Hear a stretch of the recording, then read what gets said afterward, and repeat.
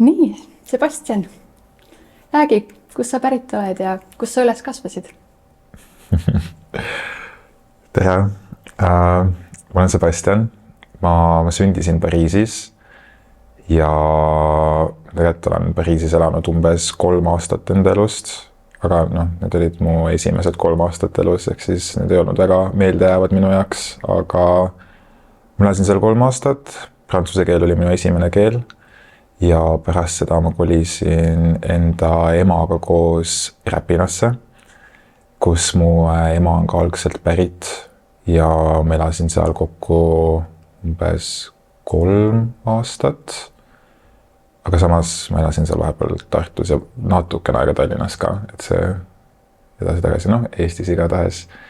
Ja alates 6. eluaastast enam-vähem kolisin ma koos emaga koos Californiasse, USAs. Ja ma elasin seal umbes 11-aastaseni. Ja sellest ajast saati olen elanud Eestis uuesti.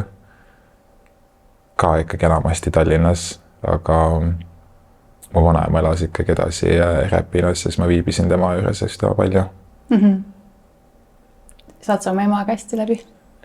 Jah, me oleme nagu kolleegid. Okei. Selles mõttes, et meil on hästi huvitav ja unikaalne suhe, aga jah, võib-olla mitte nii väga nagu ema ja poja suhe, kui võib-olla nagu mingi kolleeg, kaldkriips, sõbrad. Aga mulle sobib see. Mulle meeldib tegelikult enamus inimesi, kes mu elus on nagu siukse, mida kohaldada nagu kolleege. Nii aburad, kui see ka ei külbaks, aga ma ei tea, et nagu sõprussuhted või üldse siuksed nagu hästi lähedas perekonnasuhted ja minu jaoks kuidagi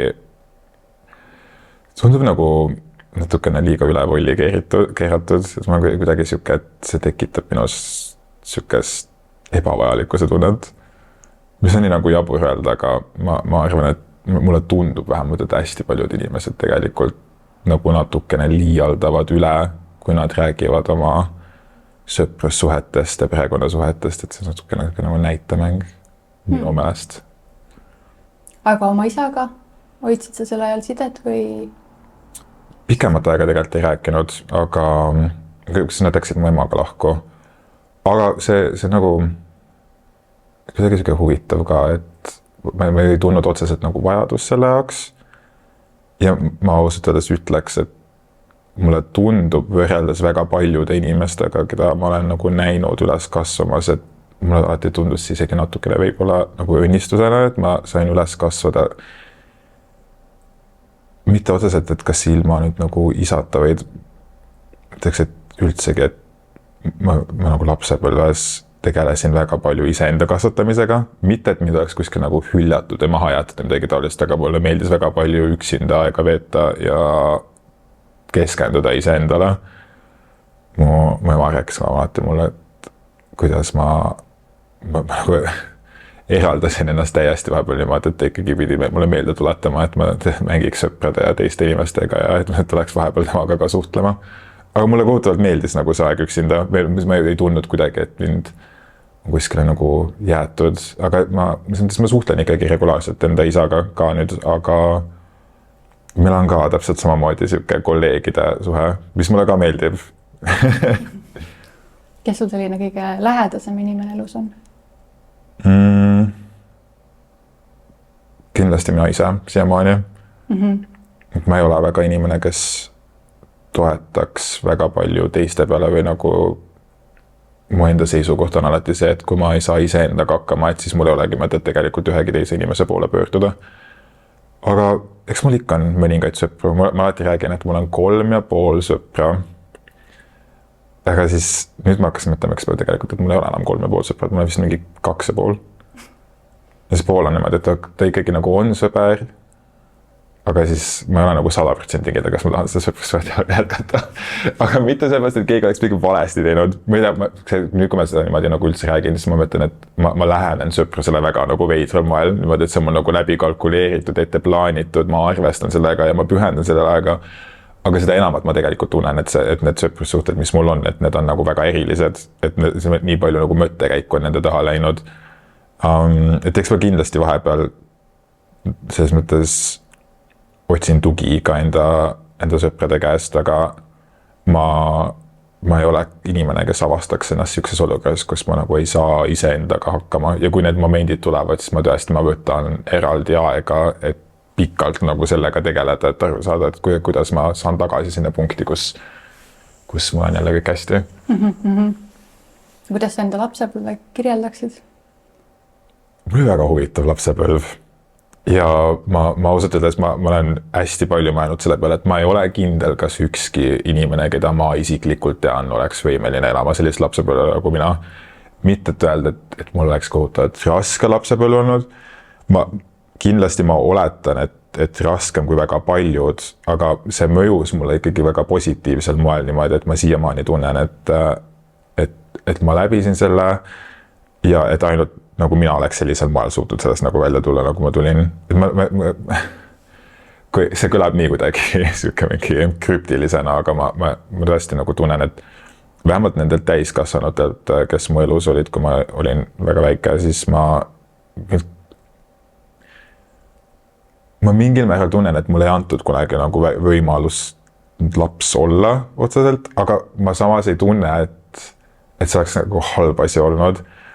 Hästi palju sellest tuleb sellest, et selles mõttes, kui ma olin väga väike ja ma käisin näiteks Eestis, Räpinas, Tartus, lasteaias, siis see oli täpselt samamoodi, et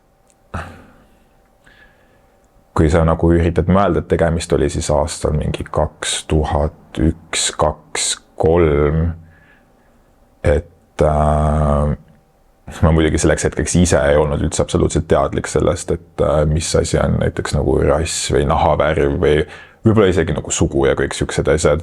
Et nii väiksel lapsel selles mõttes puudub terminoloogia või arusaam selkestest nagu asjadest, et inimesed on lihtsalt inimesed ja me lihtsalt eksisteerime või vähemalt ma mäletan, et minu pea toimis niimoodi.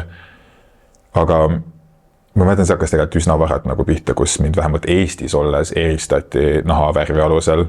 Ja ka mitte otseselt just nagu laste poolt, sest et aga just nagu täiskasvanute poolt, mis nüüd nagu tagasi mõeldes, ma ise ei kujutaks üldse ette, et ma üldse ühtegi last olenemata nende nagu soost või nende välimusest või midagi suudaksin nagu fundamentaalselt kuidagi kohelda teistmoodi kui ühtegi teist last, aga ma ütleks, et üsna paljud minu esimesed nagu mälestused just seostavad sellega, kuidas täiskasvanud seda minu puhul nagu tegid. Aga samas see on nii nagu veider asi, mille peale mõtlesin, et ma oskan seda analüüsida nüüd ainult nagu tagasi poole vaadates, sest et lapsena mäletan lihtsalt, kui palju segadust see tekitas, sest et ega sul lapsena ei ole nagu sõnavara ka otseselt, et küsida või üldse aru saada, et kas sind tegelikult ka koheldakse nagu teisiti.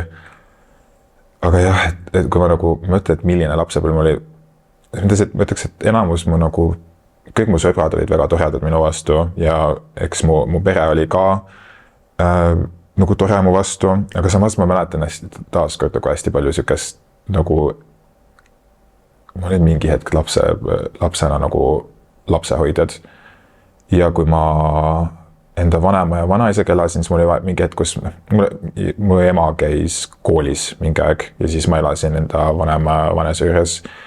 Ja mu ema käis selles mõttes hästi palju nagu külas mul, aga sellega seostus jällegi see sama asi, et ma mäletan sellel ajal ma oskasin ainult prantsuse keelt ja siis mu vanema ja vanaisa ei osanud prantsuse keelt ja siis mul olid nagu pikad perioodid, kus ma ei saanud kellegiga otseselt rääkida.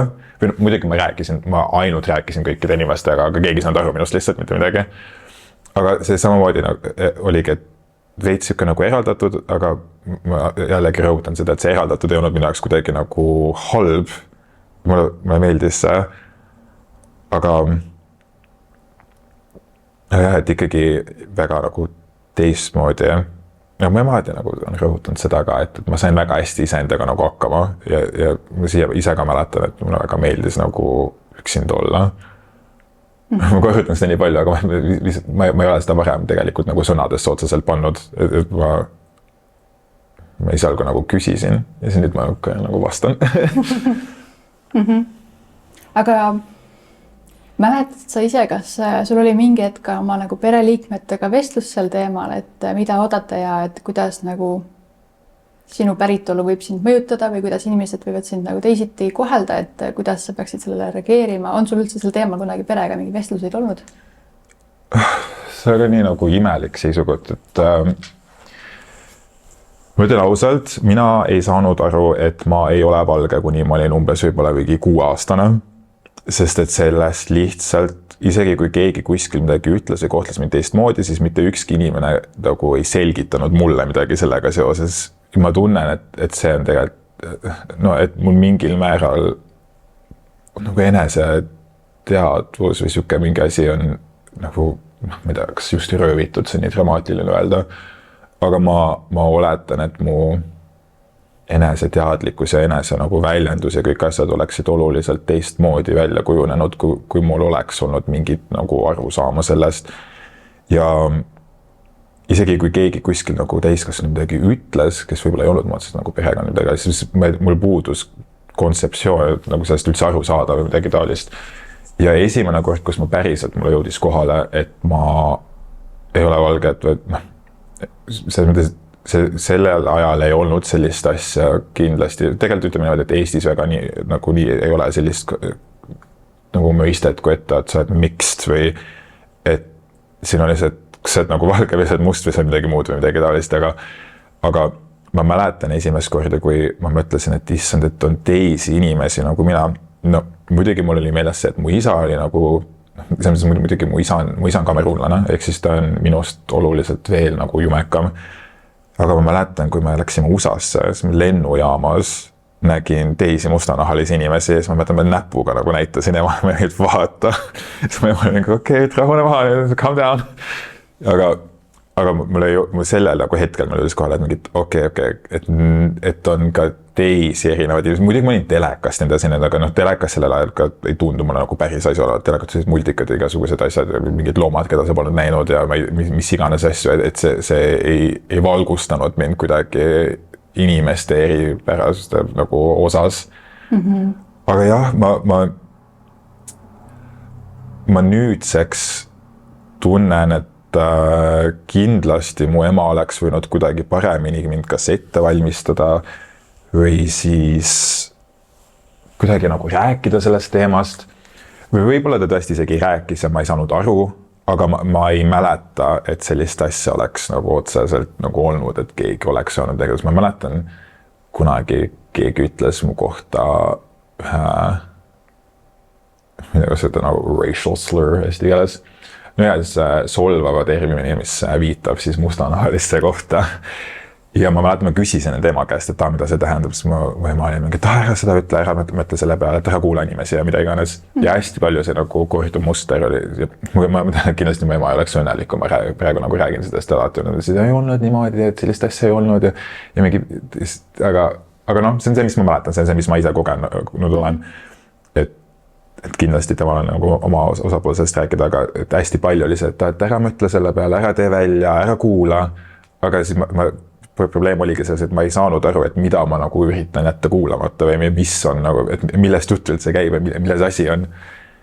Ja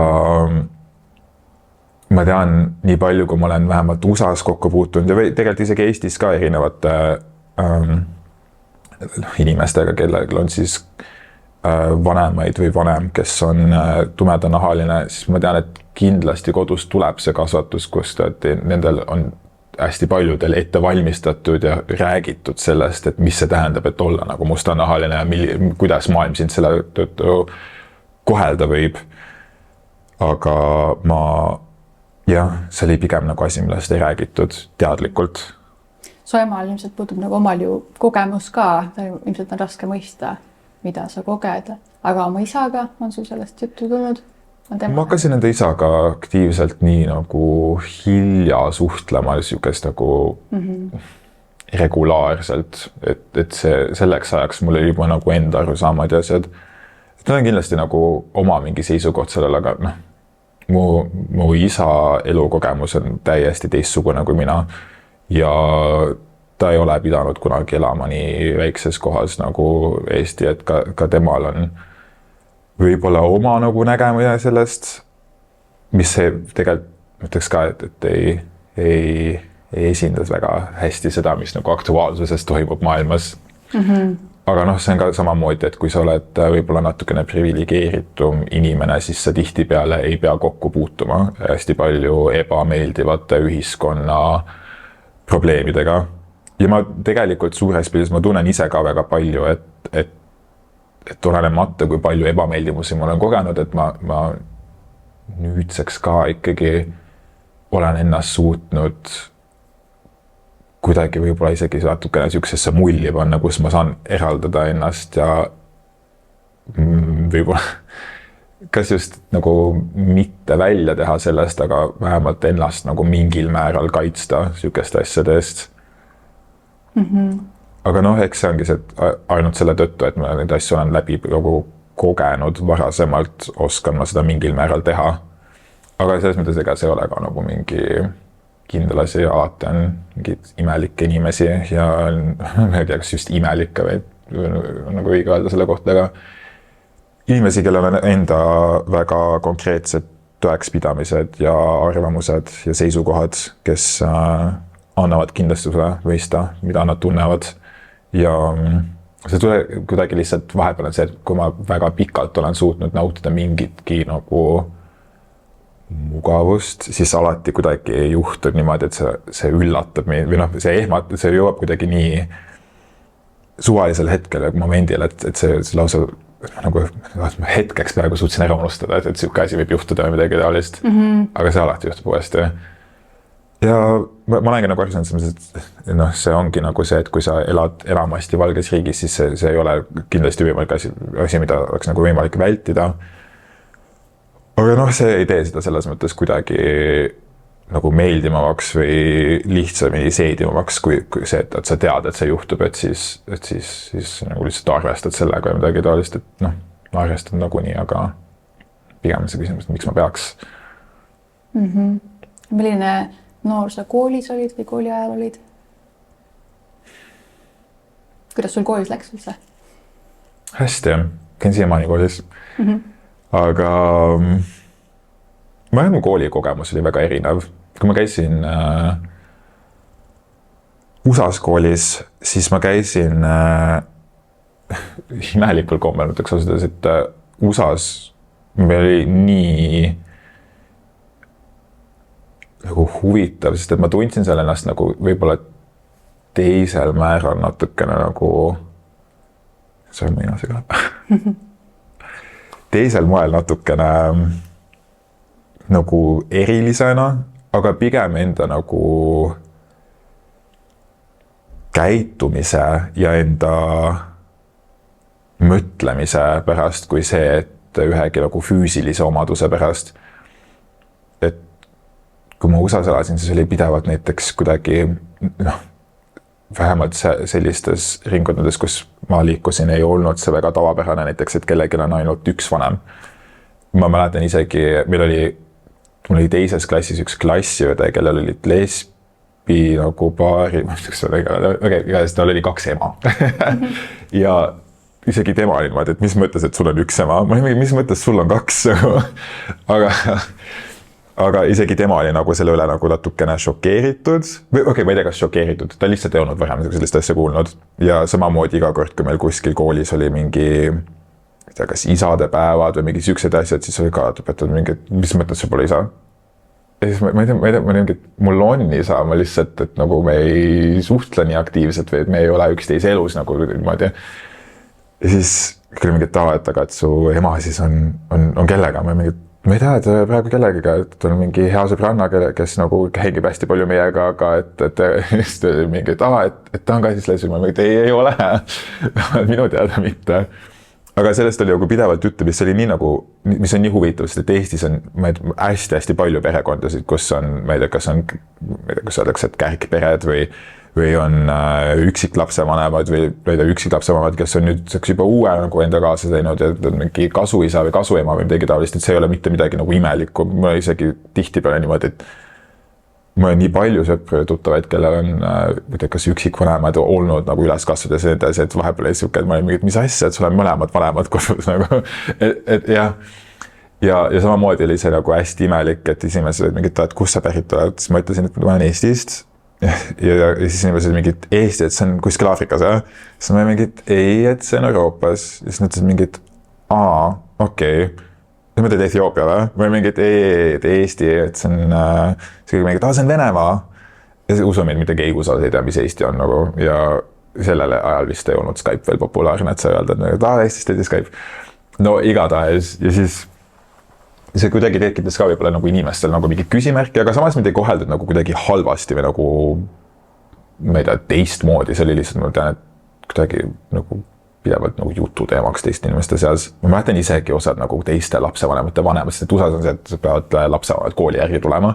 Ja siis kõik need lasteemad, kes siis käisid tavaliselt, ei käinud tööl, siis nad kõik arvutlesid mingi, et miks sul siis, et umbes, et miks mu, oli ka alati, et kõik alati küsisid, et kas tegemist on mu lapsehoidjaga. Siis mul on suht noor ema ja siis lisaks sellele, et mu ema on nagu valge ja siis kõik olid mingi, et vaata su lapsehoid on siin, siis ma olin mingi, et see on mu ema. Siis kõik olid alati mingi, et ei ole ju.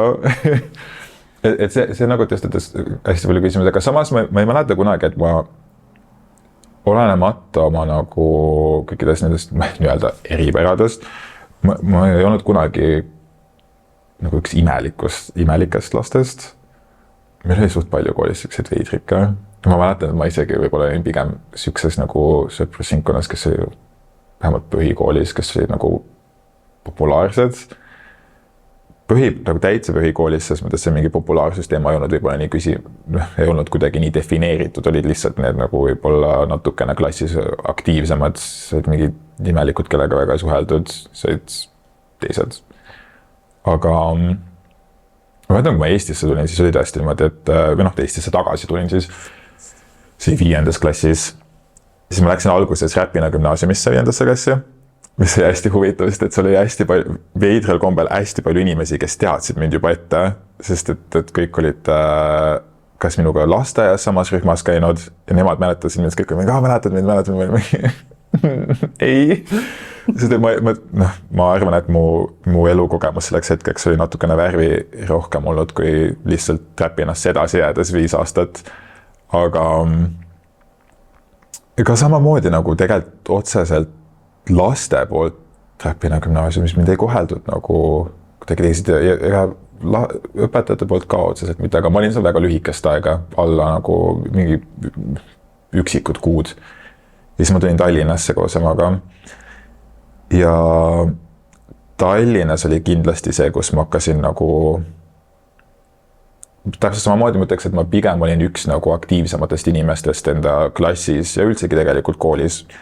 Aga see oli nagu teadlik otsus mul. Ma mäletan juba seda, et kui Eestisse tagasi tulles ma kuidagi teadvustasin endale, et minu kooli või lasteaia kooli kvaliteet oli kuidagi palju negatiivsem olnud kui see, mis ma USAs kogesin ja ma juba teadlikult mäletan, et ma otsustasin, et siin ei ole nagu mitte mingit kahtlust, ma pean olema nagu üks pigem populaarsematest ja aktiivsematest inimestest, et ma nagu nõuan seda, et mind koheldakse hästi kui see, et ma olen kuskil mingi kõrvale jätud, unustatud ja ma ei tea, et mind kas tehakse maha või midagi taolist. Selles mõttes kindlasti nagu üritati, aga ma juba nagu oma olemuselt selleks hetkeks olin siuke, et ma ei tea, või nii palju see nagu ettevalmistustööd kuidagi vaimselt teinud, et ma teadsin, et ma pean nagu, et kui ma saan ägedate inimestega läbi ja kui ma ise nagu pühendun selle poole, et siis ei ole seda võimalust, et keegi hakkab mind kuskil maha tegema. Aga ma käisin küll sükses nagu, see oli siis 5. kuni 9. klass koolis, kus meil oli väga-väga palju, ma ütleks sükest sotsiaalset kihistumist koolis. See oli väga nagu, ma olen nii paljude teiste inimestega rääkinud, kes on kuskil teistes koolides käinud ja nad on täiesti öeldud, et nende koolikogemus oli täiesti teistmoodi. Meil oli konkreetselt ikkagi nagu omad mingid kambad või nagu mingi rühmitused, et kes on siis,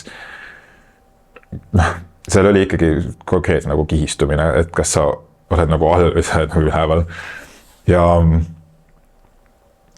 ma pean imelikul kombel ütlema, mulle nagu meeldis või kuidagi igaüks teadis oma kohta, mis kõlab nii nagu halb öelda, aga sellel hetkel see oli ainuke armastus, mida ma teadsin või nagu ma ei teadnudki, et teistes koolides võib olla kuidagi teistmoodi.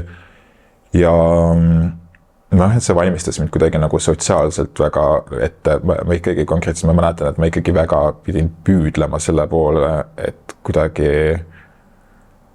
olen öelda üks nendest, ma ei taha öelda nagu parematest tagasimeeles, ega ükski laps ei ole nagu parem või kehvem kui keegi teine, on lihtsalt nagu meie enda ja kuidas me neid asju nagu või kuidas me ise neid asju mõistame, et olukordi tekitame, aga jah, see nagu ikkagi suht nagu küüniline oli.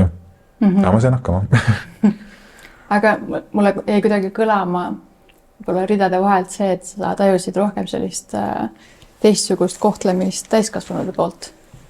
On sul mõni näide? Ikka jah.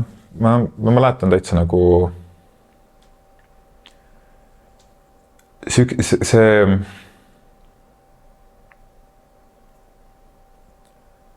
ma ütleks, et kõik see, mis ma nagu kogesin, oli ikkagi niimoodi, et see oli kuidagi survestatud täiskasvanute poolt, aga samas ma ütleks niimoodi, et isegi kui mõnel lapsel oli näiteks kohe mingi eelarvamus minu kohta või midagi taolist, siis see ei olnud selles mõttes nende enda nagu arvamus või midagi taolist, et tihtipeale see ikkagi lõppes sellega, et vabandust, mis asja, mis sul viga on? Ja järgmisel päeval said hästi juba läbi ja oli kõik nagu fine. Aga täiskasvanud, ma ei tea, ma mäletan, mul on nii palju nagu ebameeldivaid nagu mingi kogemusi, kus minu vastu konkreetselt defineeritakse või diskrimineeritakse, üritatakse maha teha või öeldaksegi nagu halvasti ja ma mäletan nagu täitsa lapsena nagu ala mingi 10-aastasena kuskil bussis keegi ütles midagi nagu ekstreemselt solvamatu või keegi, ma mäletan, kui ma olin vist mingi 12-aastane, keegi tuli mulle konkreetselt kallale poes, täiskasvanud inimene ja täiesti ma ei kujuta ette, et mida väike laps, kes on siis, mina ütleks täiesti, et 12-aastane on laps nagu, kes oma emaga koos poes ostleb ringi, saaks teha niimoodi, et provotseerida täiskasvanud meesterahvast olla nagu kallale tulema. Et juba need asjad palju tekitasid minus kuidagi sükest hoiakut, et samamoodi mäletan mõnikord, kui ma läksin mõnele klassivennale või klassiõele küll pärast kooli, siis näiteks kellega ma sain väga hästi läbi, siis nende lapsevanemad olid ka täiesti umbes süksed, et tema ei tohi siia tulla nagu. Ja siis see ongi nagu see, kus ma hakkasin aru saama ikkagi, et kus need inimeste nagu suhtumised ja asjad minusugustesse inimestesse tuleb, et üldjuhul ikkagi lapsevanematest või siis täiskasvanutest üldiselt. Aga mingil määral selles mõttes, et ma ei tea, ma ei ole absoluutselt siuke inimene, kes ütleks niimoodi, et kellegi arvamus või seisukoht on vale, ma ei ütle muidugi, et see nagu õige on, aga ma arvan, et iga ühel on kindlasti oma mingi elukogemus, mille teel nad on sellised arvamused või seisukohad loonud. Ma ei kujuta, tihtipeale see ei ole tegelikult võib-olla nagu ratsionaalne, aga ega selles mõttes maailm ei olegi ratsionaalne, see pigem ongi niimoodi, et ma ei tea, see ei ole minu koht kellegi öelda nagu mingi, et see, mis sa teed, on vale ja sellepärast mul nii halb või midagi taolist, aga pigem ongi see, et ma olen väga valikuliselt õppinud ringi käima üldse nagu meie ühiskonnas ja samamoodi ma kuidagi nagu teen hästi palju vaimset ettevalmistust sellele, et kui ma kuskile uute ringkonda ennast nagu panen või kuidas ma üldse nagu mingi uue seltskonnaks ennast ette valmistan või kas ma üldse seda teen. Et sa kaitsed ennast võimalikult palju? Ega kaitsen otseselt, aga sest et väga palju inimesi on, kes on kuidagi siuksed võib-olla lähtuvadki maailmale natukene liiga roosad, öeldakse, et vaatavad maailma läbi roosade prillide. Aga ma ütleks, et see on üks mu nagu tugevamatest külgedest tegelikult, et ma olen hästi nagu ettenägelik ja läbinägelik, et et see on tulnud sellest võib-olla, et ma olen pidanud ennast nagu õppima kaitsma, aga samas et nüüdseks on lihtsalt nagu, ma ütleks, et üks mu nagu isiksuse omadustest, noh. Oled sa olnud armunud? Korja, ma kunagi mäletan, ma nagu armusin hästi kergesti, aga ma olin meeleheitlik, et leida kedagi, nagu, kellesse armunud olla. Aga ma arvan, et hästi paljud teismelised on sellised, et nagu jah, ma mäletan, ma tõesti, ma nagu mul tekkis nagu füüsiline südamevalu vahepeal, ma nagu nii väga tahaks armastada kedagi või et kes keegi mulle meeldiks, ma nagu vist isegi veensin ennast, et ma armastan seda inimest ja et ainult loota, et see inimene nagu tunneb samamoodi vastu. Aga siis, kui see nagu mingi päris esimene nii-öelda armumine sai ära kogetud, siis ma endast mingit issand, see nagu ma sain just aru, et see tegelikult ei lahenda kõiki mu teisi probleeme.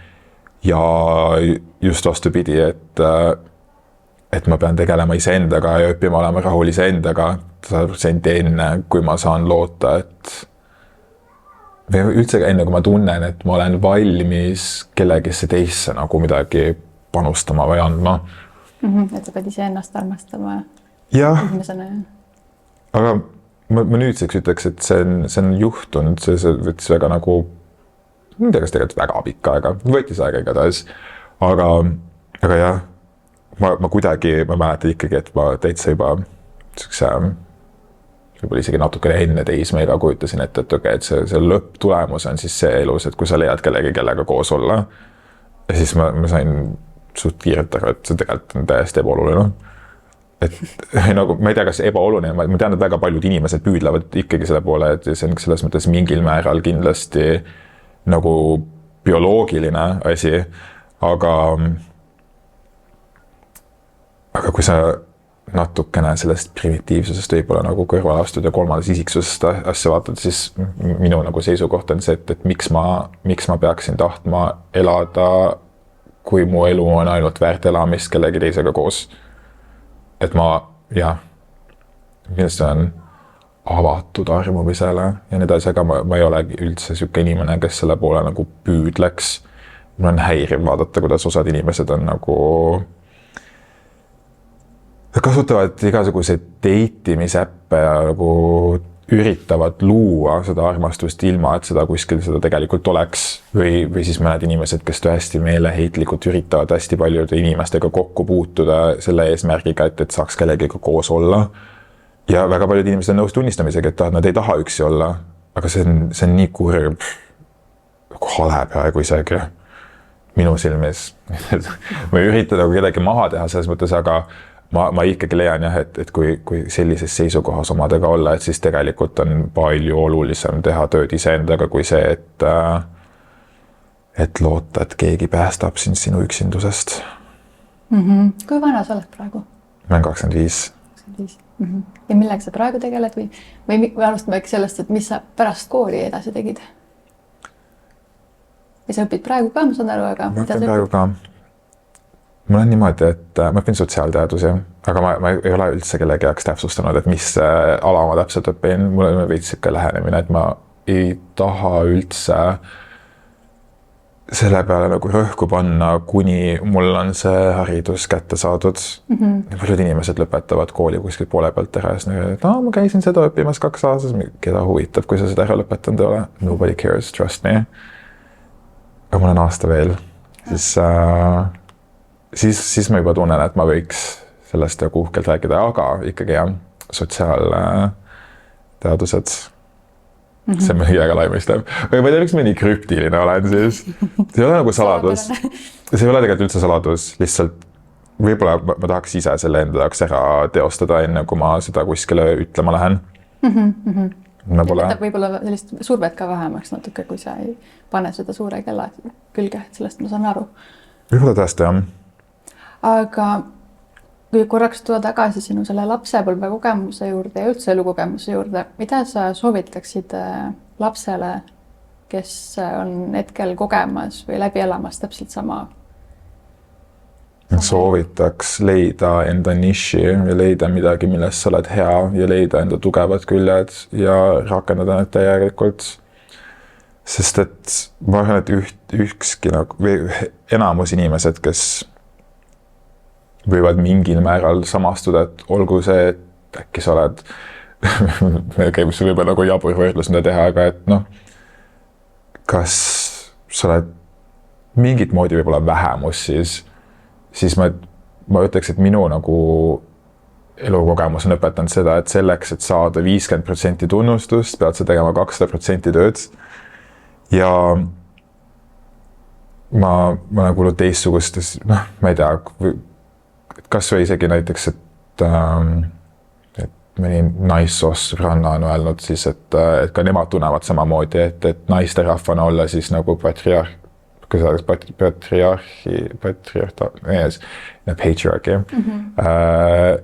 siis nagu lugupeetud, et sa pead ka tegema oluliselt rohkem, kui üks teine mees peaks. Ja jah, ma ütleks, et mu lapsepõlves ma mängisin malet nagu regionaalsel tasemel. Ma osalesin kunstivõistlustel, kus ma pidevalt nagu võitsin. Kuigi ma nagu sportiga ei meeldinud, nii palju kui ma tegin sporti, siis ma olin selles hea. Ja ma tõesti tunnen, et kõik need asjad aitasid mul vähemalt iseendasse uskuda ja ka väga paljude teiste inimeste arvamust minusse nagu positiivsemaks muuta. Et võib-olla see on jabur öelda, et ürita siis olla parem kui teised selleks, et nende nagu austus saada. Ja ma arvan, et hästi paljud inimesed selles mõttes, noh, on see sama küsimus, et miks ma peaks kellegi teise jaoks midagi tegema, aga noh, siis ongi see sama asi, et kui sa mingid asju ei taha kogeda, siis võib-olla pead neid asju tegema. No, ei pea, tegelikult ei pea mitte midagi tegema, võid alla kanda. Aga ma arvan, et see on meeldivam variant. Kes sind elus kõige rohkem aidanud on?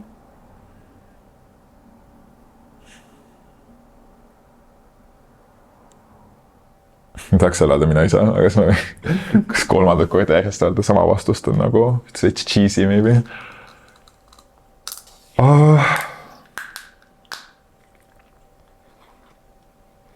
Või mis on nagu kõige ilusam asi, mis sulle tehtud on? Või žest või?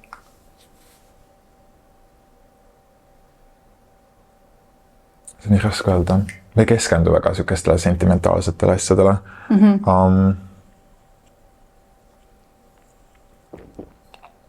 Kas sellised, võib-olla mulle tundub hetkel, aga mulle tundub, et võib-olla sa... Appi. Kas sellised emotsionaalsed, tundelised või sentimentaalsed olukorrad tekitavad sinus ebamugavust? Osad kindlasti, aga mitte ebamugavust sellised, et ma ei oska sellega toime tulla või midagi taolist. Pigem lihtsalt ma tunnen, et see ei vii kuskile nagu paremasse kohta, kui jääda emotsionaalseks või nagu laskuda enese kohta või hästi sentimentaalseks jääda, siis need pigem... Ma olen kindlasti olnud selliseid perioode elus, aga see mõjub mulle nagu üldse üldiselt kuidagi kehvasti või ei tea, kuidagi nagu ebameeldivalt. Ma arvan, et kindlasti läbi aegade on mul olnud toeks väga paljud sõbrad ja tuttavad. Aga samas üks inimene, kelle poole ma olen kindlasti hästi palju jooksu pöördunud on... Ma ei tahaks nagu tunnistada seda, aga ma olen ikkagi veits maamas boy. Aga samas see tugi, mis ma võib-olla sealt olen saanud, ei ole otseselt toetav. See kuidagi nagu kindlasti see, mis ma ei ütleks, et see nagu halbunud või midagi taolist, aga mu emaga maailma nagu vaated on nii erinevad ja meie arusaamad erinevatest asjadest on erinevad, et ma tihtipeale tunnen, et kui ma tema poole pöördun mingi abi jaoks, siis ma saangi temalt hästi palju just sükest toetust, mis aitab mind väga sellist, mis see sõna selle jaoks on, kuidagi võib-olla sükest funktsionaalse nagu maailmaga, et kas mingi ettevõtlus nagu tugi või sükesed asjad, aga kui mul on vaja mingit emotsionaalset tugi, siis kahjuks sealt pigem ma saan nagu mingi emotsionaalsust vastu, kus ma tunnen, et ma pean ise hakkama aitama. Mis ei ole probleem, aga tihtipeale ma nagu tunnen seda sama asja, et ükskõik kellega, et kui sa räägid, et sul on nagu mingi emotsionaalsest asjaga raske, siis see muutub nagu üksteise mingi lennutamiseks, mingi, et mul on ka olnud raske, mul on siiamaani veel raske sellega, mis kasu sellest nüüd on, kui meil mõlematel nüüd raske. aga jah, ma ei tea, erinevatel inimestel, ma arvan, et okei, tegelikult mulle meeldib, et minu sihukest väga, kas selle kohta saab öelda pedantne või võib-olla väga sihukest konkreetset, realistlikult nagu maailma tõlgendamist. Mul oli mu põhikooli klassijuhataja Heidi Vaikre. Ta oli nii, ma ei tea nagu inglise keeles, aga ta oli nii real inimene. Ta oli täiesti nagu no BS, asjad on nii, see on konkreetne. Ja teiseks mu psühholoog. Ma olen väiksest saati käinud regulaarse psühholoogi juures. Ma soovitan igal inimesel maailmas käia psühholoogi juures, kui on võimalik. Kui sul on mingi probleemid, sa ei pea need üksinda kogema ja kui õnneks meil Eestis on tegelikult suhteliselt lihtne saada isegi tasuta selles mõttes psühholoogi juurde, see võtab lihtsalt natukene aega, natukene pühendamist. Aga ma arvan, et kui ma ei oleks regulaarse psühholoogi juures käinud, siis ma kindlasti ei oleks, siis ma ei oska isegi öelda, kas ma jõus enam oleks või lihtsalt sealt on nii palju, aga muidugi selles on väga tähtis, et sa leiad psühholoogi, kes on võimeline sind konkreetselt aitama. Ma arvan, et ma käisin 10 aastat erinevate psühholoogide vahel, kellest ma olin täiesti mingid, mis see point on, aga juba sellest nagu murest rääkimine selles mõttes on juba poolvõitu. Ma arvan, kui sa suudad seda erapooletule nagu indiviidile avaldada, siis see aitab sul endal ka kuidagi paremini need asjad lahti mõelda. Aga mu viimane psühholoog on täiesti minu maailmavaadet suutnud muuta, sest et ta on täpselt samamoodi, et ma mäletan, et ükskord ütles mulle täiesti, et see vahest on, et see, mis sa mulle räägid praegu, on täiesti mõttetu jutt, et see nagu seda võid rääkida iseendale, oma sõpradele või kellelegi, see on ju, aga et kui sa oled siia tulnud juba, sa maksad siin visiiditasu, et siin olla ja kõik need asjad, et siis sul ei ole mõtet mulle sihukest juttu rääkida, et sa lihtsalt raiskad aega. Ja siis ma üritasin, siis ta oli poole pealt, ütles mulle, et ma pean ära minema, sest et meil ei ole tänases sessioonis võimalik nagu arengut teha, et ma ei ole vaimselt sellises kohas, kus see huvitaks mind. Ma ei, mis asja, šokis ma täiesti, sa teed nalja mulle. Siis ma lahkusin ja siis ma poole tee pealt olin täiesti, et tal on ju õigus. aga jah, sihuke nagu lähenemine on mulle väga palju kasu teinud. Mis sul on olnud selline kõige raskem aeg ja kuidas sa sellest läbi said?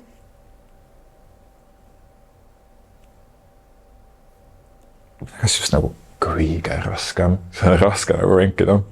Tegelikult ma arvan, et ma väga palju teismeas ja ka just nagu täiskasvanuks saamise ajas on olnud väga palju just seesama, et ma olen pidanud tegema nagu tööd iseendaga ja jõudma kohta, kus ma olen okei iseendaga ja ma tunnen nagu ennast iseendaga hästi. Aga mul oli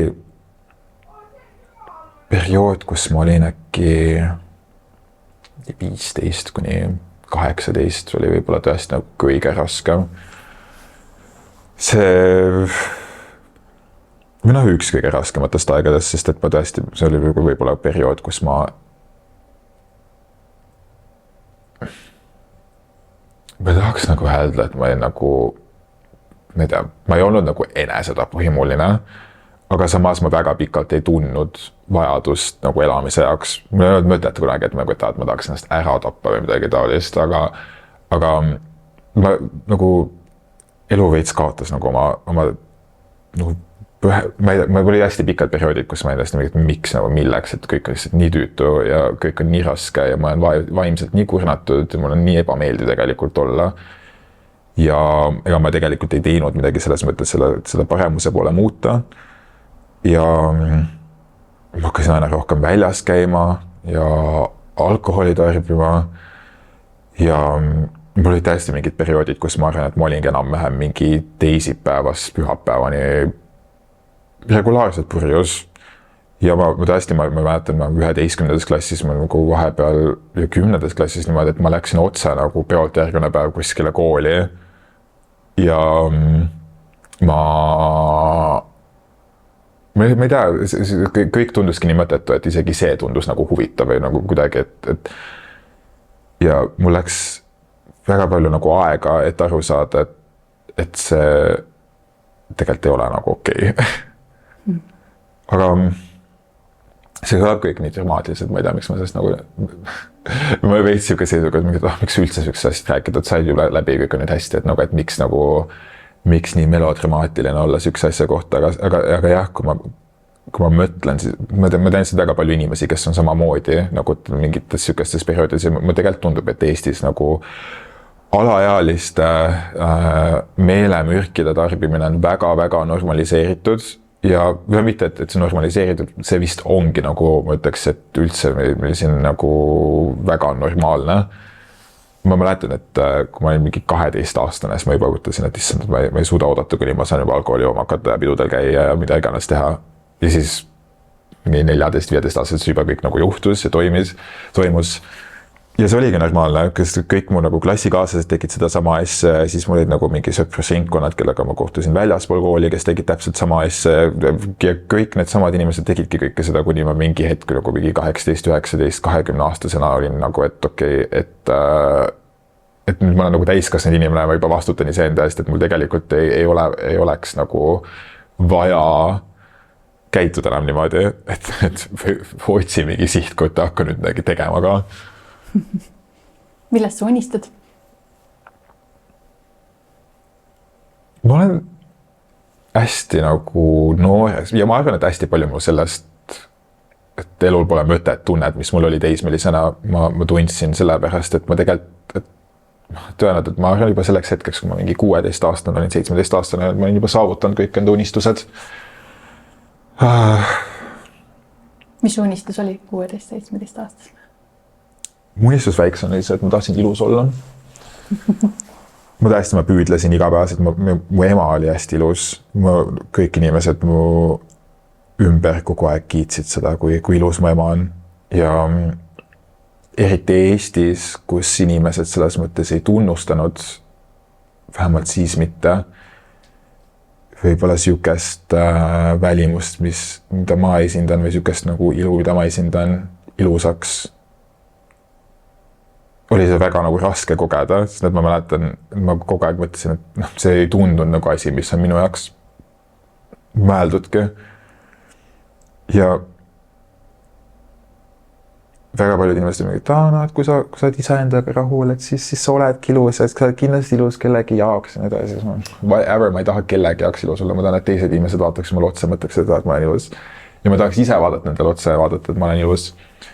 Aga siis mingi hetk, tahaks olla 2014, 15, hakkas vaikselt see muutuma sükseks ka, et igasugust sükest rohkem ethnic looki hakati nagu kuidagi sükses, ma ei tea, kas just kajastama rohkem, vaid selle ilu hakati nagu väljaspool mingid high fashionid ka nagu tunnustama.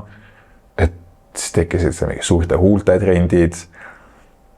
Siis me mingid, mul on ju suured huuled. Ja siis oli samamoodi, et see mingi jumekaks ennast nagu päevitamine, trend on alati olnud, aga niimoodi, et päriselt mitte, et see, et nagu jume on ilus, vaid see, et nagu inimesed, kellel on nagu päriselt nagu tume nahk loomulikult, et seda peeti ilusaks ja see hästi palju sellest tuli nagu mingi Tumblr ja sihukeste asjade kaudu, kus see esteetika oli nagu hästi ilus ja siis ma mingi hetk sain ka rötisse niimoodi, et ma ju tegelikult ka kuulun selle esteetika sisse. Aga väga palju on ka see, et ma olen alati teadlikult püüanud nagu ilu poole, et ma esindaks ennast ja nagu näeks välja selline, nagu ma tahan välja näha. Jah, aga see oli üks minu unistustest, aga ma arvan, et see juhtuski enam-vähem kui mingi 15, 16, 17. Siis vahemal, ega see ei ole nagu üks päev mingi, et okei, nüüd ma olen ilus. See on ikkagi nagu mingi vaimne seisund, mis nagu võttis üle, et ma lubasin ennast tunda ilusana ja teadvustada, mis see üldse minu jaoks tähendab. Ja jah, siis teiseks ma tahtsin, võib-olla ma tahtsin, mulle meeldis nagu see mõte, et ma olen mingi hetk nagu iseseisev ja et ma saan hakkama, tegelikult mulle jõudis järgi mingi hetk, et ma tegelikult hästi pikalt olnud juba iseseisev ja nagu hakkama saanud. Aga see võttis nagu ka aega, et aru saada, et see niimoodi on, kuni ma nagu päriselt rahule jäin sellega. Ja sa tegeled modellindusega ka, on ju? Kuidas sa sinna nii-öelda tee leidsid? Ka niimoodi, et küsiti, paluti, ma jäin inimestele silma ma vist ei ole kunagi nagu Eestis selles mõttes suutnud elada sükest elu, et ma ei jääks inimestele silma. Mitte, et ma oleks mingi, et ma olen tähelepanu keskpunkt ja kõik teavad minust välja, vaid see konkreetselt lihtsalt arvestades meie seda ühiskonda siin ei ole nagu võimalik olnud. Et ma olen oluliselt pikem kui enamus inimesed ümber. Ma näen teistmoodi inimestest välja, kuidagi nagu, lihtsalt teistmoodi aigas. Ja siis Eestis mu esimesed tööd olid võib-olla äkki mingi 12-13 aastasena. Reklaamid, saate, mingid rollid ja siuksed asjad. Mitte öelda, et ma olin nagu mingi diva superstar, aga teised inimesed mu ümber ei tegelenud siukeste asjadega. Ja alles siis ma hakkasin kohtuma teiste inimestega, kes nagu tegelesid ka sarnaste asjadega. Ja ka see tegelikult aitas kaasa kindlasti sellele, et ma tundsin ennast nagu enda kehas mugavalt, sest et kui keegi nagu väärtustab seda, palutakse sind sinu nagu välimuse järgi või olemuse järgi ja lausa keegi on võib-olla nõus sinu eest nagu selles mõttes maksma, et sa kompenseerima sinu aja eest, et sa kuskil oleksid nagu mingis saates või reklaamis või midagi tõesti enamat kinnitas mulle, et tegelikult ma olen ikkagi midagi väärt. Et enne seda oli sul sellega keeruline suhe? Ma ei tea, kas keeruline suhe otseselt, aga mul puudus mingi alus selles mõttes, et defineerida enda väärtust või et aru saada sellest. Ma ei olnud selles mõttes, ma ei olnud seda enda jaoks defineerinud. Aga sõprade leidmine on sul olnud alati lihtne või oli sellega ka mingi aeg raskuseid? Pigem lihtne. Aga samas see on jälle seesama asi, et ma nüüdseks olen suutnud enda jaoks defineerida seda, et mis asi on tuttav, kes on sõber ja edasi, et sõber on minu jaoks inimene, keda ma tean.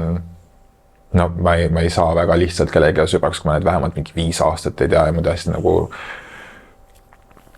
nagu ei usalda seda inimest oma nagu hingega põhimõtteliselt, siis on sõber. Sellepärast mul ongi 2,5 sõpra. Aga ma mäletan, kui ma koolis käisin, siis põhikoolis, gümnaasiumis, siis mul oli hästi tähtis, et mul oleks hästi palju sõpru. Ja hästi palju inimesed tahtsid ka minuga nagu sõprutseda. Ja siis ma selle hetkel mõtlesingi, et ma saan ka nagu, et ma hindasin enda väärtust selle järgi, et kui palju inimesi mul nagu ümber ringi kogu aeg oli. Aga siis ma sain ka mingi hetk aru, et tegelikult need ei ole sõbrad, et need on, ja mitte öelda, et see, kui ma kellegi sõber ei ole, ei tähendab minu silmis, et ma oleks midagi vähem väärt või midagi taolist, meil lihtsalt ei ole seda nagu suhet. Et nüüdseks ma saan aru, et need olid ikkagi enamused nagu tuttavad, head tuttavad, väga paljud inimesed, kes on väga toredad ja ägedad, aga võib-olla mitte sõbrad. Mis sa ütleks, mis on su suurim tugevus? Ettenägelikkus. Ja ma ütleks, ma tunnen inimesi suht hästi. Ma nagu ei juhtu väga tihti, kus keegi suudab oma isiksusega või nagu olemisega või käitumisega mind üllatada. Isegi kui see nagu ei ole nende normaalne käitumisena, siis ma olen kuidagi seda suutnud ikkagi nagu enda alateaduses ette näha. Aga see tuleb ärevusest, mul on ekstreemne nagu ärevus. Ja see on ka asi, millega ma olen tegelenud hästi palju, aga samas nagu see nagu halb omadus, et ma olen hästi ärev inimene, mõjub mulle nagu positiivselt vähemalt sellelt, et ma analüüsin ja mõtlen ja nagu mingil määral isegi nagu bablan. Aga tegelikult ei tohiks sellest nagu hea asjana mõelda, sest see on tegelikult suht kurna, psühholoog on kannat, et ma ei tohiks vaadata nagu ärevus kui nagu tugevus, aga ma tunnen, et see on. Eks see on jah su keha põhimõtteliselt üritab sind kaitsta, et see on igati mõistetav. Mis sa ütleks, mis on olnud sul kõige suurem õppetund?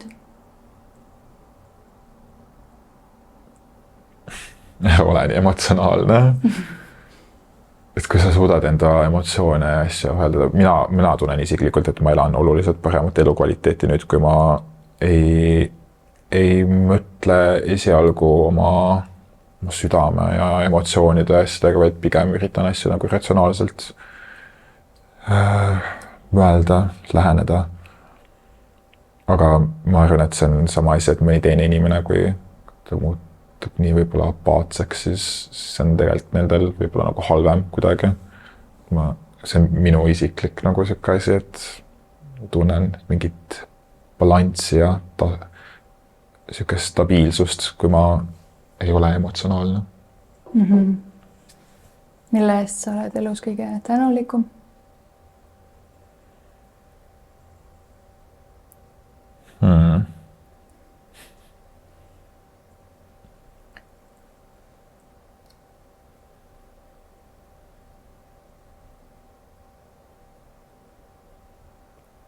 Ma olen tänulik inimeste eest, kes saavad hakkama.